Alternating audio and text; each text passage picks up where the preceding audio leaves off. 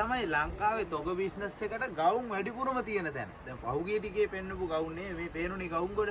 එක වර්ගයකින් ගවුම් කෑලි 1000කට වැඩිය තියෙන තැනක්. මේ ලස්සන කලර් සෙට්. මේක කලින් දාපුවා මේකෙත් ආයි 1000කට වැඩිය ස්ටොක් කරා පාස් මූවමන්ට් එකක්.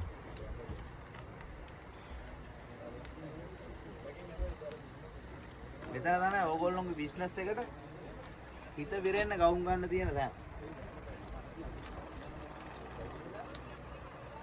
ගෝල් පින්ට් එකේ ඕගොල්ලෝ ආසම ගවුමක්. සට්ටු ගවුම ලොකු සයිස්.